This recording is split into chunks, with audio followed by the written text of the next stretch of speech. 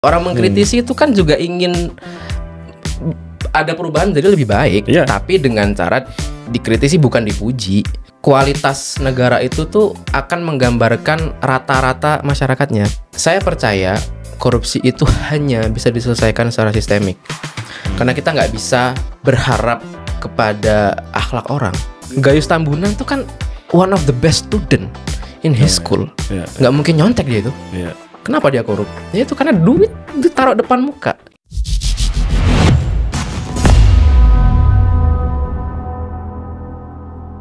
Selamat datang manusia masa depan. Dari narasumber kita hari ini, kita belajar bagaimana kita sebagai pribadi, sebagai warga negara, penting untuk kita mengetahui bagaimana seharusnya memang negara ini dijalankan. Sudah menjadi tanggung jawab kita sebagai pribadi.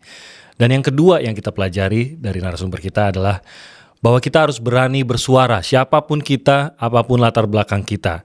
Mungkin saja intimidasi itu akan ada, tapi kita harus tetap berani bersuara karena kita tahu apa yang kita suarakan itu benar. Berani karena benar. Hari ini kita belajar dari seorang yang vokal, seorang yang kritis, Fatian Hafiz. Mas Hafiz sudah di Manusia Masa Depan. Fatian Pujakesuma. Ternyata Pujakesuma aku pikir nama asli. Ternyata bukan ya. Putra Jawa kelahiran Sumatera. Putra Jawa kelahiran Sumatera. Terima kasih sudah mengundang. Wah, terima kasih sudah hadir. Mas Fatian, saya termasuk penggemar berat konten. Waduh. Karena saya rasa banyak banget kontennya mewakili apa yang saya ingin suarakan tapi nggak bisa gitu. Itu pasti sering dikomentarin gitu ya? Sering. Masyarakat biasa atau jangan-jangan ada juga pejabat yang bilang, Mas Fatian, itu saya juga pengen ngomong gitu. Biasanya tuh ada beberapa yang bilang, yang pertama orang biasa yang nggak merasa punya cukup power untuk ngomong, atau nggak terlalu familiar dengan sosial media, itu bilang makasih ke saya. Ada orang-orang yang sebetulnya mampu, tapi mereka ada di posisi yang sulit untuk ngomong. Mampu tapi sulit. Mampu nih dalam arti apa? Ya mereka bisa pakai sosial media, mereka secara public speaking segala macam oke, tapi mereka ada di posisi yang sulit. Misal ASN atau pejabat-pejabat di daerah-daerah tertentu gitu, yang mereka tahu ini ada yang salah nih, tapi mau ngomong nggak bisa. Nggak bisa karena takut mengganggu mungkin posisi mereka. Betul.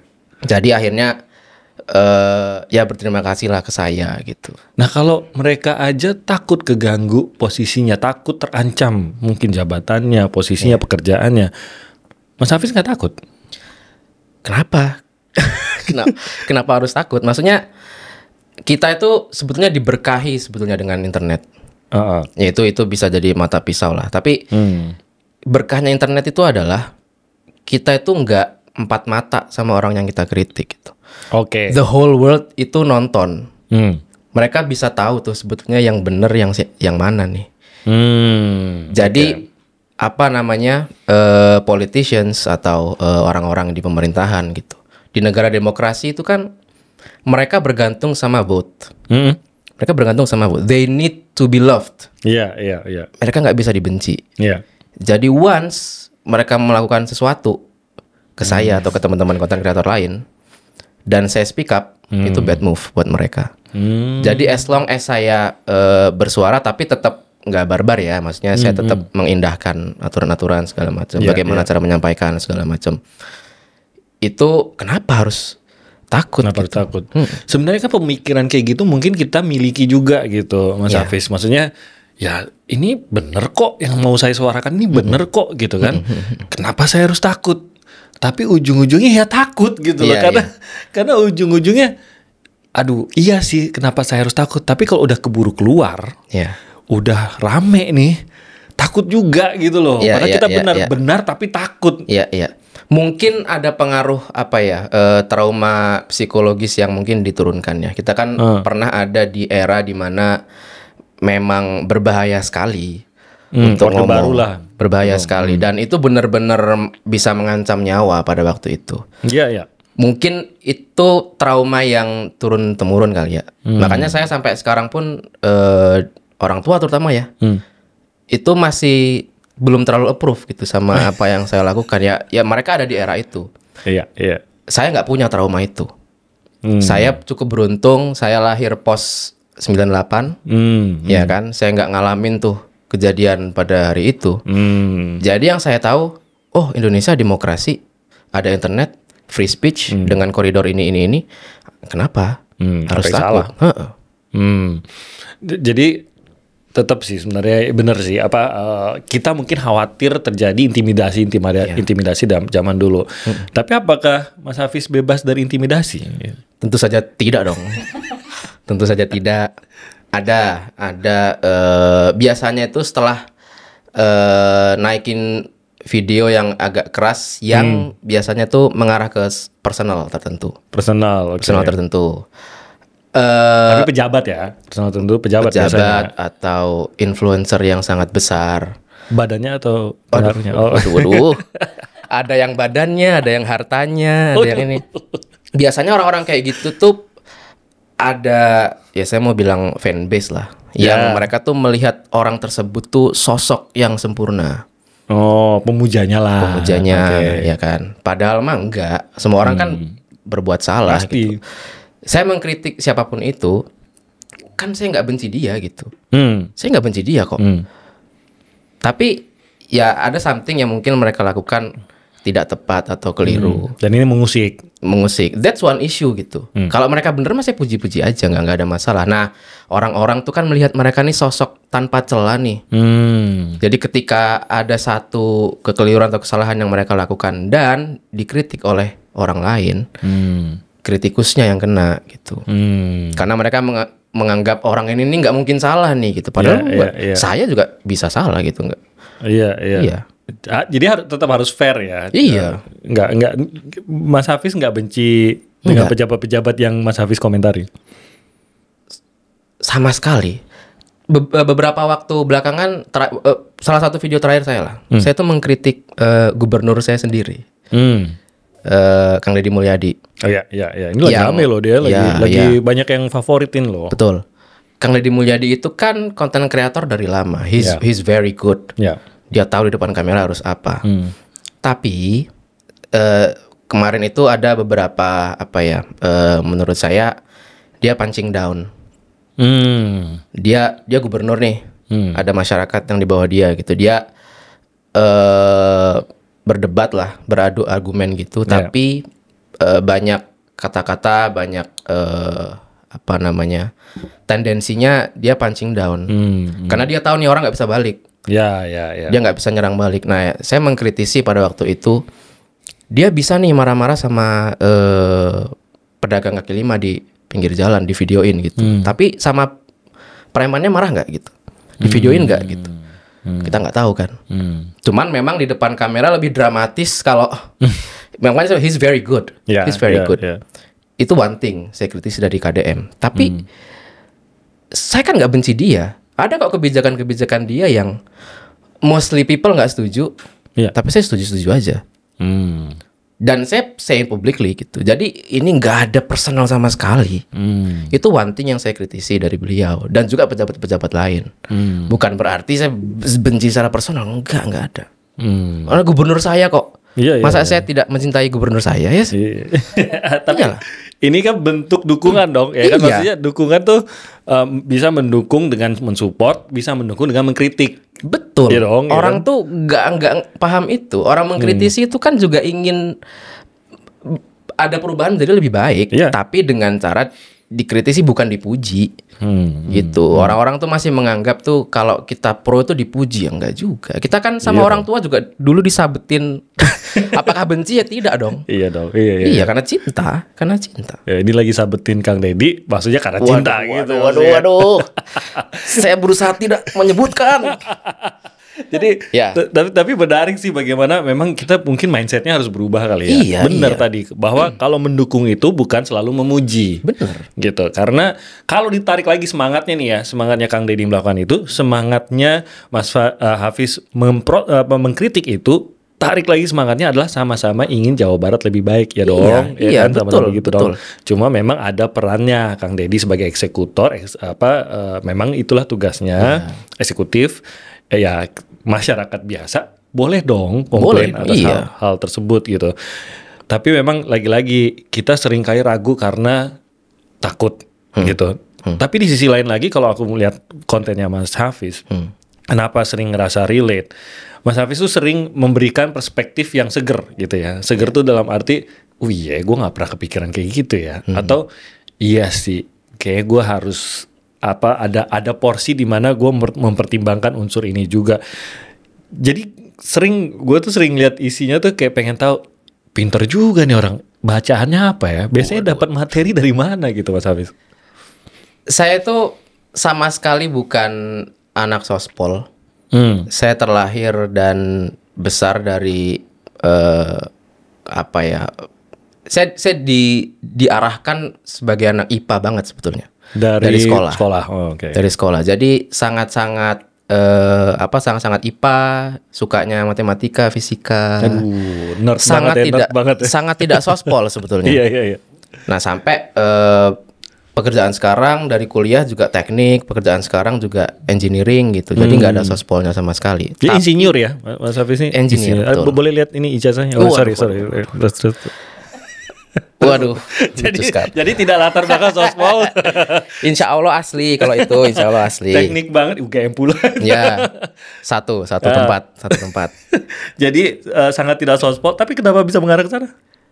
Kalau bacaan sospol memang ada, ada. Cuman gini, saya tuh melihat kita tuh sebagai warga negara itu, misalnya Mas Tim, saya nggak tahu background pendidikannya apa ya, tapi sebagai warga negara tuh mungkin nggak perlu tahu cara nyolder kabel. Saya teknik elektro soalnya. Iya. Nyolder kabel atau benerin PC atau apa. Yeah.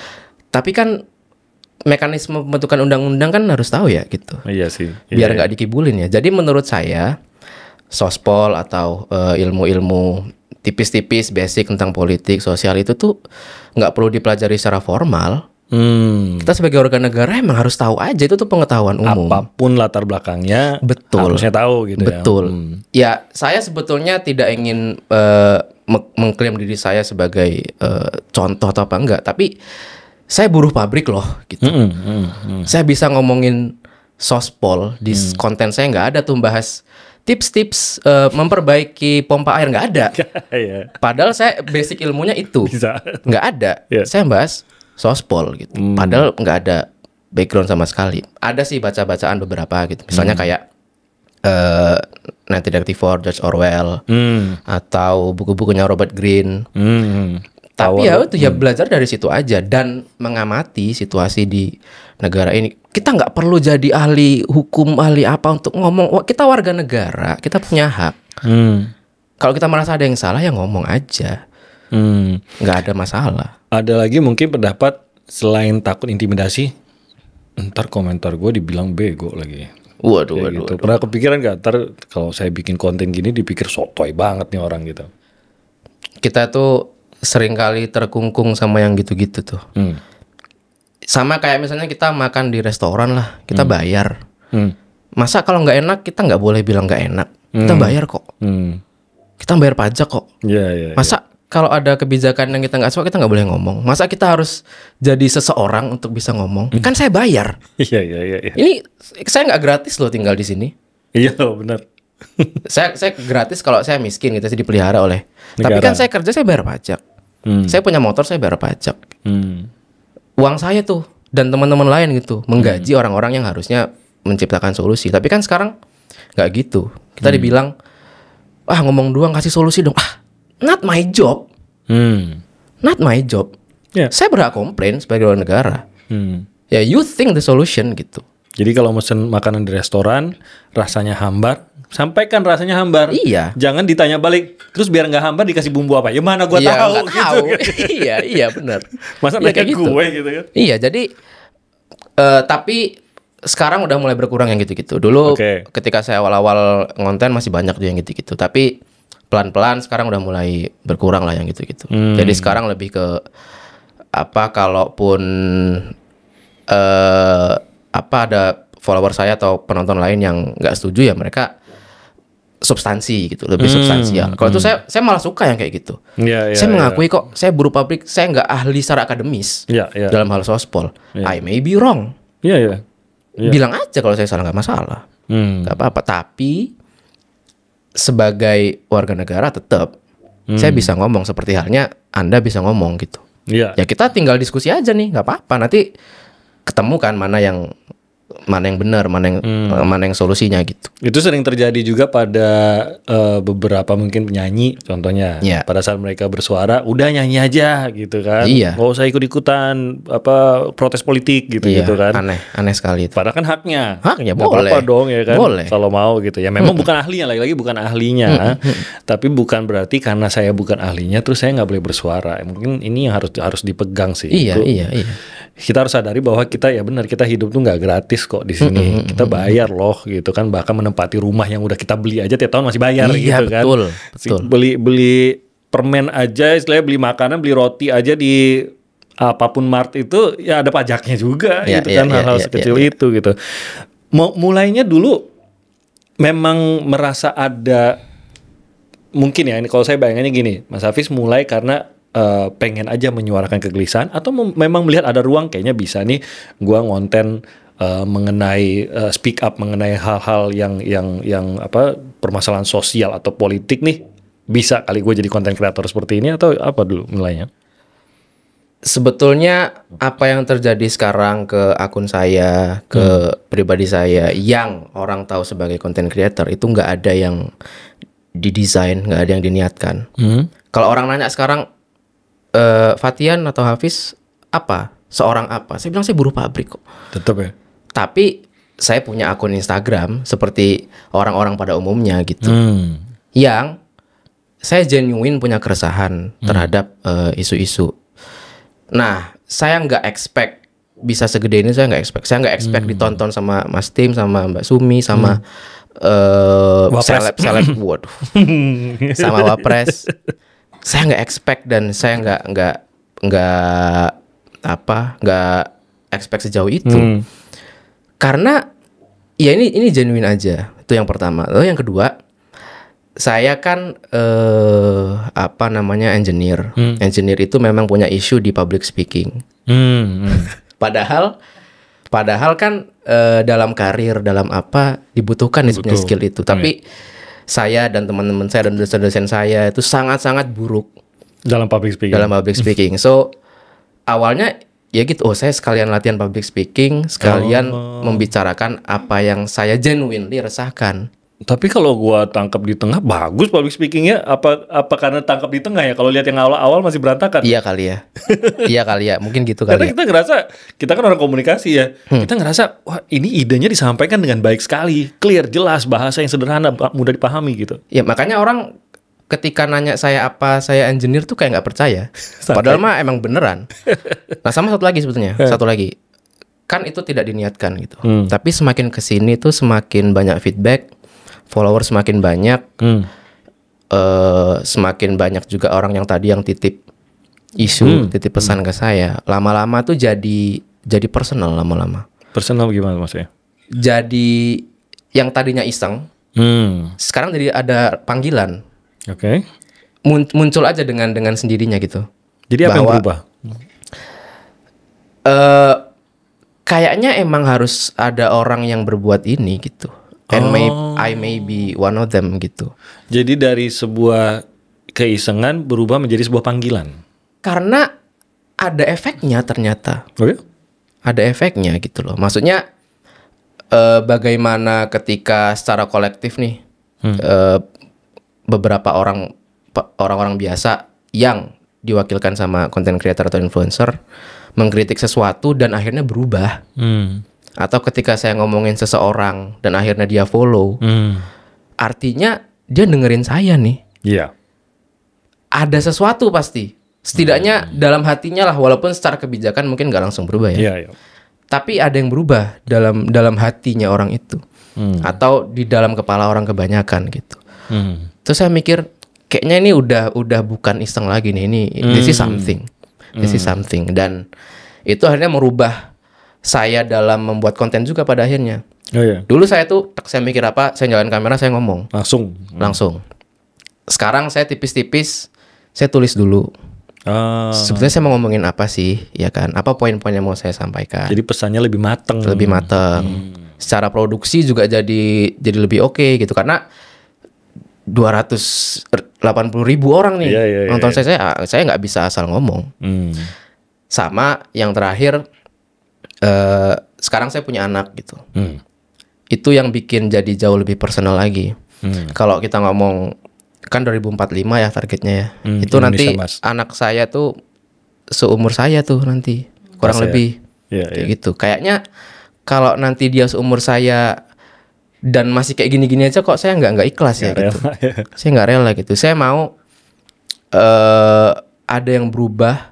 Nggak harus generasi emas, nggak harus jadi emas tuh. Tapi setidaknya ada progres jadi lebih baik gitu. Nggak harus saya yang ngalamin, nggak apa-apa gitu. Tapi saya lihat anak saya tuh kalau bisa dia hidup di negara yang lebih baik gitu. Jadi itu sih sebetulnya. Jadi agak berubah nih ya, maksudnya ada panggilan, walaupun mungkin ya kalau yang saya tangkap dari Mas Hafiz tadi bahwa panggilannya adalah oke, saya harus lebih serius karena ternyata saat saya bersuara ini ada dampaknya lah, setidaknya didengar lah. Orang aja bisa didengar aja sebenarnya udah syukur, banyak yang nggak didengar soalnya kan. Apakah kalau ditarik lagi lebih dalam lagi nih, udah mulai nih ada panggilan, apa yang bisa saya lakukan untuk ikut memperbaiki Indonesia? Apa bisa diterjemahkan begitu panggilannya? Bisa, tapi not as formal position lah. Belum sampai ke situ.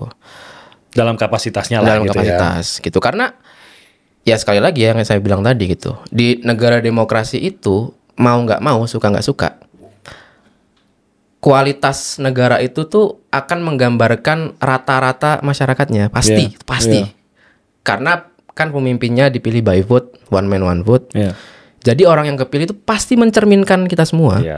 Nah, kalau secara kolektif kita tuh lebih baik, outputnya juga akan lebih baik. Iya, setuju. Walaupun orang bilang kayak lah nggak gitu bang, karena kan orang gampang dimanipulasi. Jadi mungkin pemimpinnya itu hasil manipulasi voters gitu. Ya makanya jangan mudah dimanipulasi dong. Iya. Dapatnya pasti pemimpinnya begitu-begitu aja pasti. Iya. Kenapa kemarin yang menang yang banyak joget-joget, bukan yang town hall discussion atau yang banyak diskusi? Ya karena emang masih di situ gitu kan. Mereka, masyarakat kita itu hidup day by day. Bahkan nanti malam makan apa nggak tahu, dia bisa jadi kayak gitu. Ya mereka butuh entertainment, itulah yang dikasih. Gitu kan. Nah, kalau secara kolektif itu berubah gitu ya, kita jadi tahu nih, oh ternyata suara saya tuh sangat berpengaruh loh. Gitu kan. Kan kita bisa pick dari beberapa calon ini, kita bisa pick nih mana yang paling menggambarkan kita, bukan 100%. Pasti ada saya nggak setuju sama dia, pasti saya nggak setuju sama dia, setuju sama dia. Yang paling sama saya mana nih? Nah, orang nggak mikir sampai situ. Bahkan dia ditanya kemarin DPR nyoblos apa, lupa dia pasti. Saking memang nggak pernah dipikirin juga mau milih siapa gitu. Padahal kan itu menentukan. Iya, kayak gitu. Jadi menurut saya, ketika saya dan teman-teman gitu ya, pelan-pelan nih, pelan-pelan merubah pelan-pelan secara kolektif, nanti outputnya akan menggambarkan gitu. Karena sekali lagi, pemimpin itu akan follow maunya kita, because they need to be loved. Sekali lagi. Iya, mereka harus populer. Mereka walaupun nggak suka, kalau rakyat maunya A, mereka mau nggak mau akan melakukan A, karena mereka butuh mempertahankan kekuasaan itu. Saya selalu ngasih contoh Donald Trump yang sebegitunya sama China. Waktu TikTok di ban, ingat nggak? Waktu itu TikTok di ban, sehari dia kepilih, dia langsung masukin lagi TikTok. Seorang Donald Trump, karena dia tahu masyarakat Amerika suka TikTok. He needs the vote. Dia kasih gitu. Walaupun habis itu ada tarif apa segala macam, tapi TikTok masih rame di Amerika sampai sekarang. Gitu. Mau nggak mau nurut sama pemilihnya. Gitu. Nah, kalau kita nuntut sesuatu secara kolektif, nurut pasti yang di atas itu. Cuman sekarang kan kita masih belum kompak nih gitu. Kita masih belum tahu nih sebetulnya yang benar buat kita apa sih, yang bagus buat kita apa sih gitu. Jadi ya udah. Bingung gitu. Yang di atas juga mementingkan kepentingan dia sendiri aja gitu. Setuju sih, dan atau kalau gue sih berangkat bahwa tadi ya bahwa pilihan pemimpin itu menggambarkan masyarakatnya, dan gue ngerasa bahwa sebenarnya belum maksimal nih orang-orang yang muncul di atas sana bahkan sebelum terpilih gitu ya, pilihan yang diberikan kepada masyarakat juga belum memunculkan orang-orang terbaik, benar nggak sih? Karena apa? Karena kita kan, misalkan kita di media, kita bertemu dengan banyak loh orang-orang yang pintar-pintar, banyak yang integritasnya bagus-bagus gitu, nggak punya nama gitu, apalagi untuk politik gitu loh, sayang nggak muncul jadinya. Benar-benar. Jadi ada dua sebenarnya masalahnya. Masalah yang pertama itu yang saya sampaikan tadi. Nah, yang kedua itu opsi yang muncul itu they're not the best of us. Karena the bestnya itu nggak mau masuk. Itu masalah loh. Itu masalah, bener. Saya setuju tuh. Cuman untuk isu itu saya nggak tahu harus gimana. Iya, setuju sih. Karena orang yang berkompeten gitu ya, yang punya merit nggak mau masuk, itu pasti juga ada pertimbangan gitu. Iya. Ada salah satu komedian lah, Panji Pragiwaksono. Dia tuh menganalogikan itu tuh septic tank.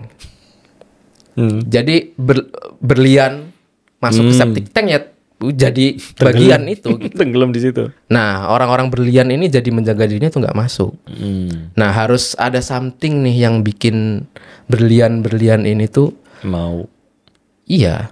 Kayak saya lah sekarang. Saya misalnya nih, saya mungkin dianggap lah seseorang yang pinter whatever lah. Saya juga nggak mau. Saya baru mau nanya tadi. Iya, jadi ya apa ya? Ya septic tank gitu. Sejujurnya gini, orang tua saya pernah nanya juga. Kan kadang kita di media mungkin ya, jadi pernah adalah gitu ya, nanya-nanya dari partai, yuk gabung yuk gitu kan. Apalagi menjelang pemilu tuh biasanya ada aja yang nanya gitu kan. Biasanya Teman Anda ada kan yang ada. jadi menteri sekarang. Jadi selalu saya nggak pernah mau gitu kan, karena merasa aduh kayak nggak dunianya deh politik gitu kan, dan ya itu tadi ya kayak mungkin berpikir, saya nggak ngaku berlian nggak sih sebenarnya, cuma batu kali juga nggak mau masuk septic tank. Iya benar. Jadi nggak gitu, tapi bokap tuh pernah ngomong, terus kalau orang-orang jujur semuanya mikirnya kayak kamu, kapan bersihnya tuh pemerintahan? Nah kan kalau misalkan Mas Hafiz tadi menggambarkan orang yang dianggap punya merit tadi. Mas Hafiz juga termasuk orang yang dianggap menyuarakan apa yang menjadi kegelisahan masyarakat. Lebih mewakili dibanding wakil rakyatnya sendiri gitu ya. Iya, kemarin Mas Hafiznya nggak mau. Iya. Terus kapan itu digantikan orang-orang begitu, kalau orang-orang yang punya merit dan orang-orang yang menyuarakan nggak mau? Iya, itu sebetulnya masalah karena banyak kok posisi-posisi di pemerintahan itu yang sebetulnya perlu diisi sama profesional. Maksudnya gini, coba dari sekian banyak anggota DPR ya, yang masalahnya teknikal gitu, ada berapa sih misalnya insinyur yang ada di situ? Yang mungkin insinyur itu kan kita dilatih untuk problem solving, analytical thinking, deep thinking, ya kan, bagaimana memecah nih satu masalah besar jadi kecil-kecil kemudian di-solve. Metode berpikir yang berbeda. Ada berapa banyak sih? Kebanyakan kan hukum lah, apalah. Jadi kan butuh nih orang-orang ini. Nah masalahnya orang-orang yang punya skill itu, ya mereka ada di pekerjaan sekarang sebagai profesional dan itu sama sekali nggak menarik buat mereka. Gak karena kepikiran sama sekali. Karena apa ya? Mungkin mereka merasa tuh malah jadi nggak maksimal skillnya di dalam. Saya kalau membicarakan itu tuh saya bingung tuh harus berangkat dari mana. Gimana membuat kursi-kursi itu menarik untuk orang-orang dengan merit. Apakah stepnya kita harus bikin dulu pemilunya sehat? Artinya yang tadi itu harus dirubah dulu gitu. Jadi orang-orang tuh milih itu rasional. Bukan dengan spontanitas dan apa itu dulu, baru kemudian kayaknya kualitas voter sudah mulai ini, baru dia bisa masuk. Karena yang ngapain dia nyoba, orang pasti kalah lah. Iya. Pasti kalah, mau ngapain, dia mau jualan apa? Jadi dia punya dorongan pun, tapi begitu dia lihat, ya pasti kalah sama yang main uang gitu. Yang ngapain nyoba kan gitu kan, nyoba aja nggak mau. Makanya ini nih masalah yang sangat kompleks. Cuman saya tuh selalu bilang gini, orang kan beberapa waktu lalu kan tren kabur aja dulu tuh. Hopeless, pergi aja. Saya salah satu orang pertama yang against kabur sama aja itu. dulu. Kenapa? Dan I say it publicly. Dan itu banyak banget yang marah-marah sama saya. Loh bang, kan lo nih yang kritik-kritik segala macam. Gue pikir lo di pihak kita. Iya, kenapa lo against kabur aja dulu? Saya tuh melihat apa ya? Saya tuh orang yang saya berpendidikan gitu. Saya punya Instagram dengan follower banyak. Saya bisa bersuara segala macam. Saya itu bukan representatif dari masyarakat pada umumnya. Masyarakat pada umumnya tuh yang tadi. Nanti siang makan apa, nanti malam makan apa tuh nggak tahu. Kalau kapal bocor ini saya pindah, saya lompat ke kapal lain. Ini gimana nih orang-orang ini nih? Mereka nggak bisa kemana-mana. Nggak bisa kemana-mana ya. Kayaknya saya melihat mereka tenggelam aja sama kapalnya. I don't feel that's right thing to do. Saya ada sesuatu dalam diri saya yang saya nggak bisa kayak gitu. Jadi gunung tuh kalau satu hari satu ember tuh pindah juga itu gunung. Lama sih, lama banget sih. Tapi kan pindah bisa. Kalau satu orang terus nambah jadi 2 orang, nambah jadi 10 orang, makin cepat, makin banyak. Berat, susah. Tapi ada progres. Makanya tadi 2045, aduh, sebentar loh itu, 20 tahun tuh cepet banget loh. Tapi kan setidaknya ada progres. Nah, saya percaya kita bisa berprogres. Kayak gitu. Nah, makanya saya waktu itu against kabur aja dulu. Saya mau di sini, saya mau memperbaiki. Kayak gitu dengan ada di sini dengan cara saya sendiri. Kalau sekarang apa yang menurut Mas Hafiz sedang menjadi permasalahan terbesar kita nih, baik itu secara negara dalam arti pemerintahan ataupun secara masyarakat gitu. Apa sih yang lagi gelisah banget Mas Hafiz lihat nih, ini nih nggak bisa nggak nih, ini urgent harus kita benahi, itu apa Mas? Apa ya? Banyakan ya? Banyak. Ntar saya sortir dulu. Yang paling istilahnya yang kepikir, yang hari-hari itu suka nongol sendiri gitu. Ini nih yang bikin, yang mengusik gitu.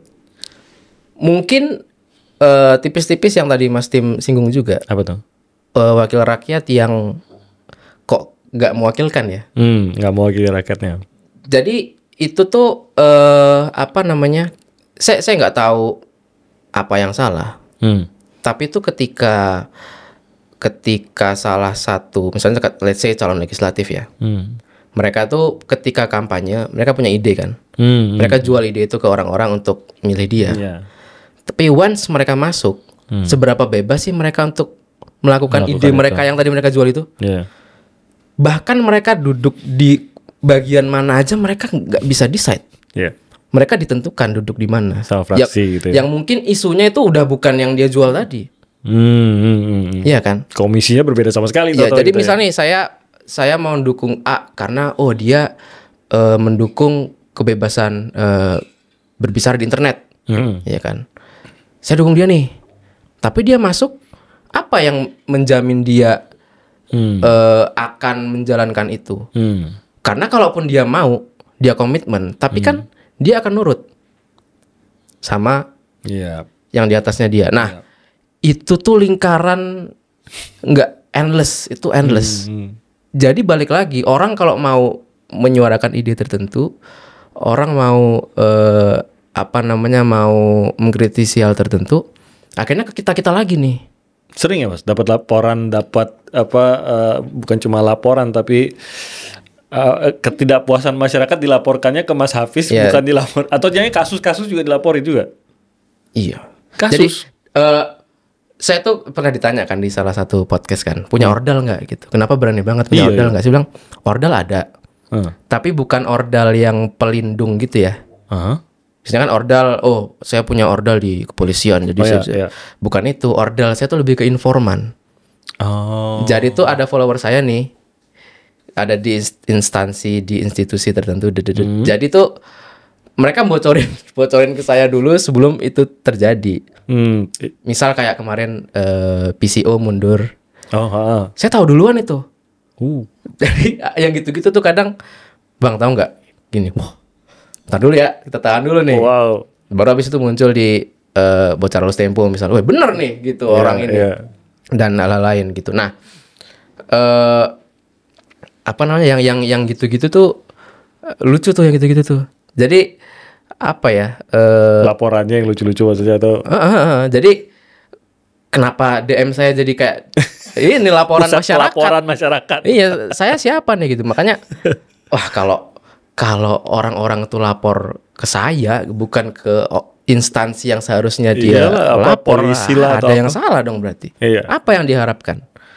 Viral dan justice. Masa mau sampai kapan kayak gitu? Artinya kan ada yang salah kalau masyarakat tuh. Makanya kalau tadi Mas Tim bilang apa yang diinginkan gitu ya. Sebetulnya ya keberanian. Keberanian. Walaupun gini ya, di satu sisi saya pernah hadir di salah satu seminar offline lah gitu, off air. Ada yang nanya ke saya gitu, Mas, saya ASN. Saya pengen kayak Mas, tapi nggak bisa. Pengen vokal maksudnya. Vokal. Entah itu tentang instansinya sendiri atau tentang negara. Karena dia benar-benar diinstruksikan tertulis untuk jangan ngebahas. Gitu kan. Saya harus gimana? Saya bilang, ya if that's the case, ya, ikutin aja. Saya bilang it's not worth it. Maksudnya gara-gara itu anak istrinya nggak makan, it's not worth it. It's not worth it. Ya, I will help dalam hal itu. Tapi untuk teman-teman yang punya privilege seperti saya gitu, yang independen, kita nggak dibiayai oleh siapapun, kita dibiayai oleh gaji pabrik nih saya nih, kita nggak terafiliasi kemanapun, independensi itu mahal, so use that gitu. Gitu. Korupsi gimana, Mas? Salah satu isu itu apa ada karena kemarin sih ini salah satu berangkat dari kemarin yang kejaksaan mamerin duit 900 miliar itu tuh amazing sih. Cuma maksudnya ya itu tadi ya, banyak banget nih masalah negara nih saat ini. Salah satunya itu tadi, dan aku rasa sih itu salah satu yang sangat mengakar dan sangat penting, yaitu pada saat wakil rakyat tidak bisa mewakili masyarakatnya, ya kan? Atau lebih parah lagi, tidak berpihak kepada gitu ya masyarakatnya yang sebenarnya adalah pemilih mereka gitu. Tapi di sisi lain kita punya masalah yang tampaknya kok nggak beres-beres, atau bahkan beberapa akan bisa mengatakan malah lebih buruk sekarang nih, yaitu korupsi. Nah, fokus ke sana kah, pemberantasan korupsi juga kah, atau memang ya ini kayaknya ya udahlah kita terserahkan pada penegak hukum, atau gimana? Korupsi itu kan ya sekarang kan lagi jadi bahasan juga gitu. Kalau ternyata dulu waktu zaman penjajahan tuh, tahu nggak yang cerita yang Romusha itu? Nah, ternyata itu bukan penjajahnya yang fully jahat gitu, tapi sebetulnya ini orang-orang digaji. Tapi sama pejabat daerah pada waktu itu. Yang mana orang kita juga. Jadi itu sebetulnya perilaku turun-temurun kan yang kayak gitu. Nah, saya percaya korupsi itu hanya bisa diselesaikan secara sistemik. Karena kita nggak bisa berharap kepada akhlak orang. Kita ada 200 juta loh. Kita nggak bisa berharap 200 jutanya baik. Pasti ada yang jahat, pasti. Pastilah. Nah, PR-nya gimana bikin orang jahatnya ini mau berbuat jahat? Nggak bisa. Nah, saya kerja di perusahaan swasta. Tapi saya tahu nih bagaimana di instansi pemerintahan mereka bekerja. Saya bisa compare tuh. Ternyata di perusahaan swasta itu mereka bikin kondisi, walaupun tetap ada ya, tapi mereka bikin kondisi di mana orang tuh mau penyelewengan sulit, dipaksa untuk nggak megang duit, kayak gitu. Nah, sedangkan kalau di instansi pemerintahan orang bisa jadi nih, saya nih misalnya, saya anak muda anti korupsi, saya jujur, saya tidak akan korupsi.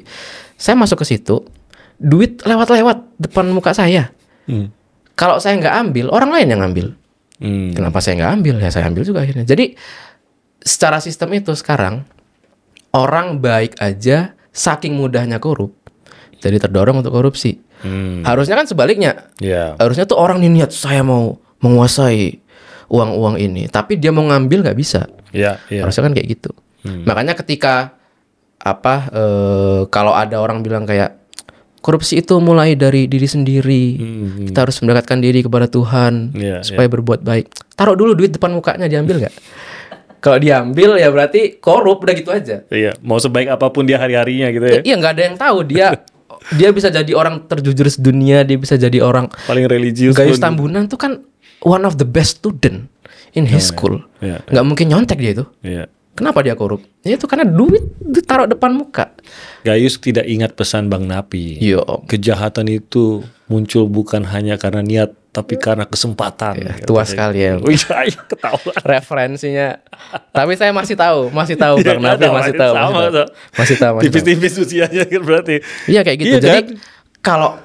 kalau kita ngomong pencegahan korupsi, tata kelola, birokrasi persulit orang-orang ini, karena orang jahat tuh ada, udah aminin aja. Orang korup, orang jahat tuh ada, udah. Gimana biar dia mau jahat susah, dah gitu. Jadi harus sistemnya yang dibenahi, yang entah mempersempit atau menghilangkan kesempatan korupsi, gitu ya? Ya. Oke. But that's above us ya. Iya. Nah, kita juga bisa punya peran gitu. Kita kan bisa whistleblowing. Saya habis nonton video di salah satu akun Instagram lah. Jadi ada orang nih ngerekam di tengah kebun hutan-hutan gitu. Ada pembangunan got. Pernah lihat videonya nggak? Jadi yang mana yang hama bukan? Bukan. Jadi yang hama lucu itu. Jadi di tengah kebun, tengah hutan gitu, ada pembangunan got. Terus ngapain bikin got di sini? Nggak ada air. Ujung sana, ujung sini nggak ada air. Lah? Tapi dibikin got. Artinya kan proyek fiktif. Ya ampun. Hanya proyek fiktif. Nah, dengan dia ngevideoin itu masuk ke channel Lambe Tura misal ya, itu kan atas ditahu semua. Ya. Lalu mengusut, lalu membongkar apa yang terjadi dan ada perbaikan. Nah, peran kita di situ, peran kita. Siapapun ya, masyarakat umum pun ya. Siapapun. Nah, kita terberkahi dengan internet dan sosial media itu bisa buat kayak gitu. Bima Lampung, masih ingat kan Bima Lampung tuh? Iya. Masalah jalanan itu. Dan bener diperbaiki. Iya. Ya, walaupun viral injustice itu bukan cara yang sepenuhnya baik, tapi seringkali efektif kan. Kayak gitu. Selama instansi yang harusnya melakukan ini belum fungsional secara utuh, ya ini jalan alternatif yang mau nggak mau. Tapi kadang-kadang suruh minta maaf malah setelah memviralkan. Waduh. Nah itu biasanya balik lagi tuh kena kayak misalnya kayak Bima Lampung tuh, dia kekeh nggak minta maaf karena dia tahu dia yang benar. Tapi ya nggak bisa nyalain juga kalau misalnya ada intimidasi yang parah atau apa. Nah di situ sebetulnya kita harus membelain. Saya nggak sekali dua kali kok. Maksudnya ada orang yang bermasalah kayak gitu, terus saya bantu, saya bela gitu, saya bantu. Dan akhirnya orang lain akhirnya ikut bantuin untuk setidaknya dia kan kayak gitu karena takut lah. Iya. Karena takut. Sebenarnya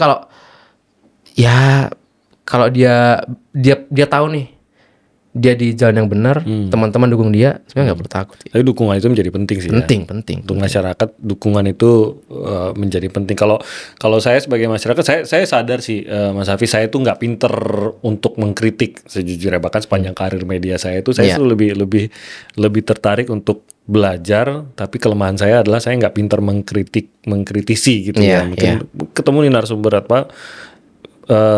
nggak bisa. Kenapa ya? Mulut saya tuh kurang bisa mengeluarkan kata-kata yang pedas dan menohok tuh nggak bisa. Nggak tahu lah gitu ya.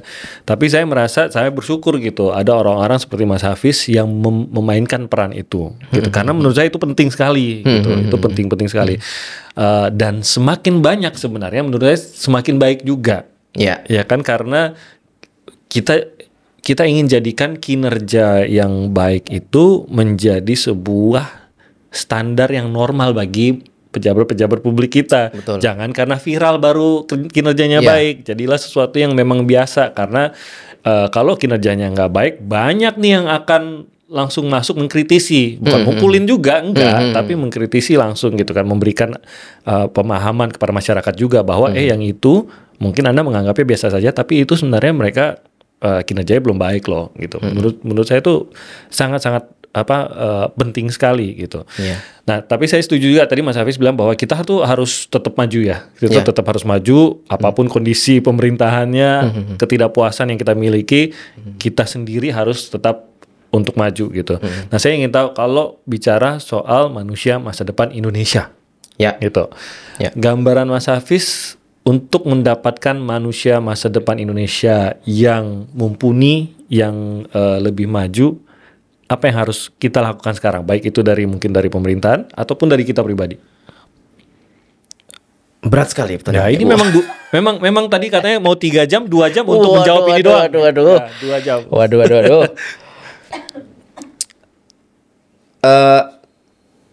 Saya percaya pendidikan itu kunci.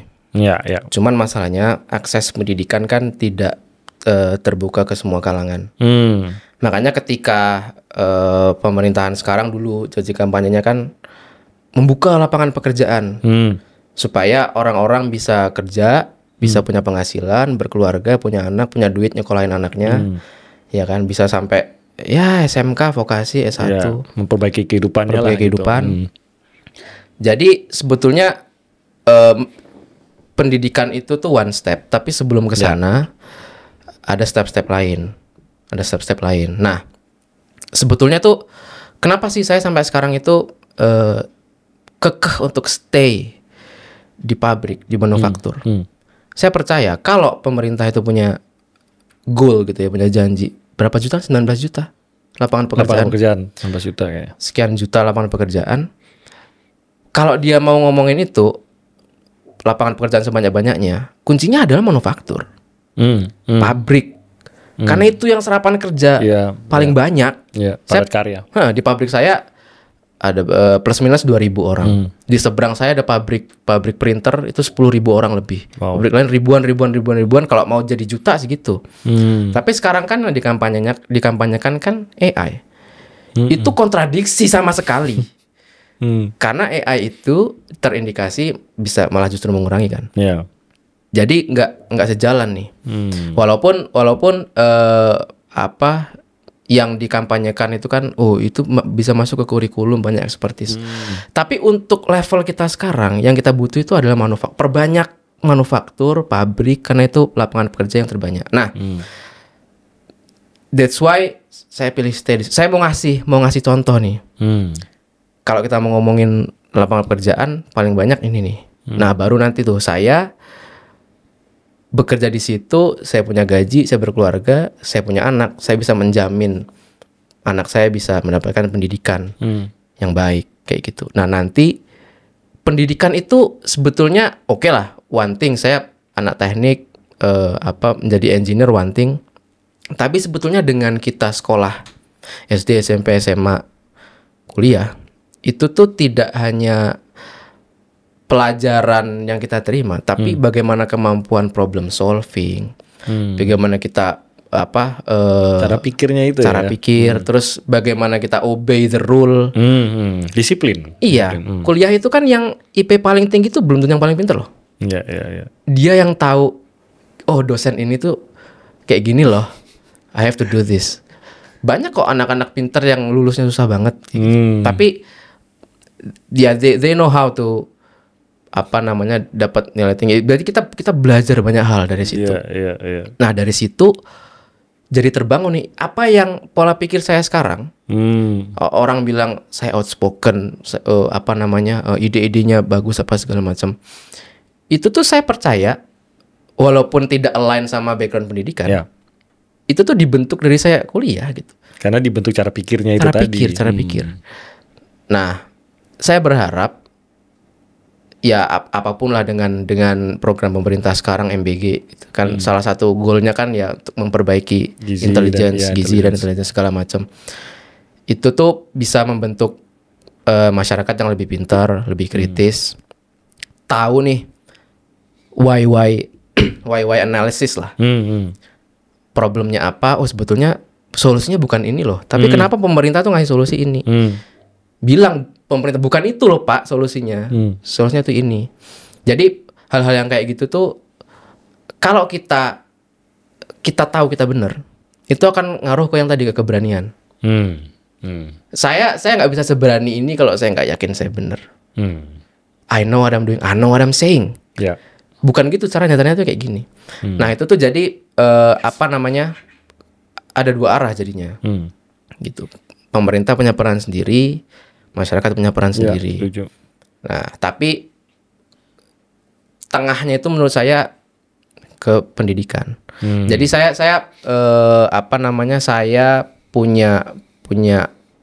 punya salah satu prinsip yang masih saya pegang gitu. Sukses itu indikatornya itu ada 2. Finansial sama pendidikan harus melampaui generasi sebelum kita. Saya punya kepercayaan itu. Jadi ibu saya S1, gajinya misalnya 3 juta sebulan. Atau bapak saya tuh STM, SMK. Oke. Jadi saya punya goal, saya harus melebihi bapak saya secara pendidikan dan secara pendapatan. Jadi saya bisa menaikkan derajat mereka dan saya menaikkan derajat diri saya sendiri. Kan kita makmur dulu baru beradab. Jadi kalau kita makan aja susah, kita nggak bisa mikir yang lain. Setuju. Kita harus makmur dulu, makan terjamin segala macem, baru kita bisa mikirin yang lain. Kalau kita masyarakat makan aja nggak bisa, udah itu pasti diperalat terus. Kayak gitu. Nah itu, tapi muaranya itu di pendidikan. Kayak gitu. Jadi harus fokusnya ke depan ya, pasti mau nggak mau pendidikan, tapi bukan satu-satunya kunci ya. Ya, tapi kalau ya ini kan pernah Ray Dalio juga pernah menghadirkan grafik-grafik itu tuh, bagaimana pendidikan itu mengerek ke atas hal-hal lainnya termasuk perilaku dan lain-lain itu tergerek ke atas tuh karena pendidikan gitu. Tapi ya kita banyak bergantung juga sih kepada pemerintah soal pembenahan pendidikan ini. Jadi mau nggak mau itu salah satu kunci yang mau nggak mau kita lihat bagaimana gerak-gerik pemerintah yang kalau kurang pasti diproteskan sama Mas Hafiz kan. Ya udah, itu paling tidak ada janji dari Mas Hafiz akan mengkritisi hal tersebut. Tapi ini menarik sih. Ini mungkin di bagian akhir saya mau mencoba 1-2 kata, gitu ya, untuk menangkap opini Mas Hafiz mengenai beberapa hal gitu ya. Jadi gambarkan dalam 1 kata atau 2 kata atau 3 kata paling banyak lah ya. Paling banyak 3 kata ya. Oke. Saya sebut halnya, Mas Hafiz silakan menanggapi. Pertama ya. Deg-degan sini apa? Jangan dong. Indonesia Emas 2045. Mimpi yang mungkin terjadi. Wah, sangat positif dari Mas Hafiz. Bonus demografi. 2 mata pisau. Oke, setuju. AI.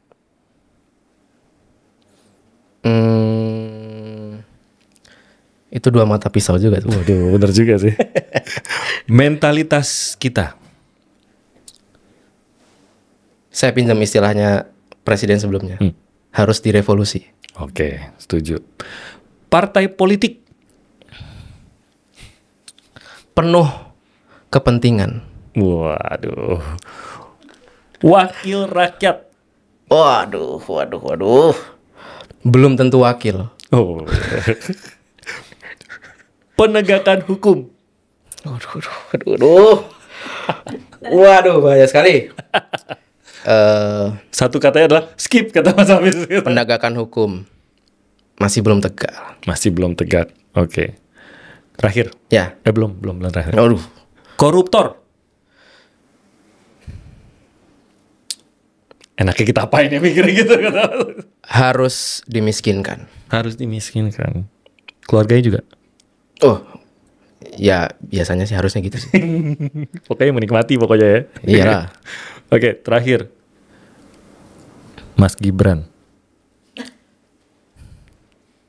Follower saya. Aman. Gibran siapa? Gue gak nyebut Gibran siapa. Banyak loh Gibran loh. Iya, ada. Iya, ada.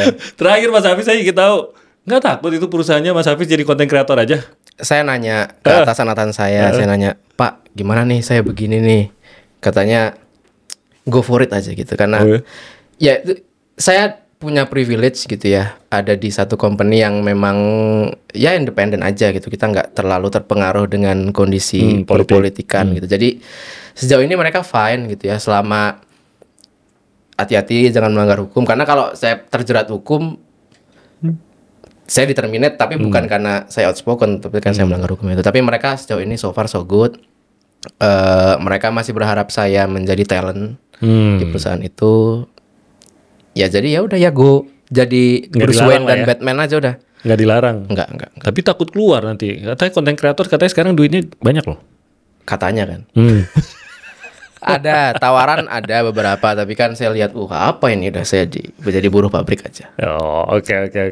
Thank you sekali lagi, terima kasih banyak. Terima kasih. Saya cuma minta tolong saja karena saya tidak jago kritik, tolong suarakan terus kritiknya. Ini mungkin saya mewakili banyak orang nih yang menikmati, tapi bukan hanya menikmati saja konten Mas Hafiz, tapi juga merasakan bahwa penting sekali konten seperti ini tetap ada. Mas Hafiz, makasih banyak. Terima kasih sama-sama. Terima kasih sudah hadir di Manusia Masa Depan. Sama-sama. Itu Manusia Masa Depan kita. Mas Hafiz yang sudah hadir bersama kita hari ini. Sampai jumpa lagi.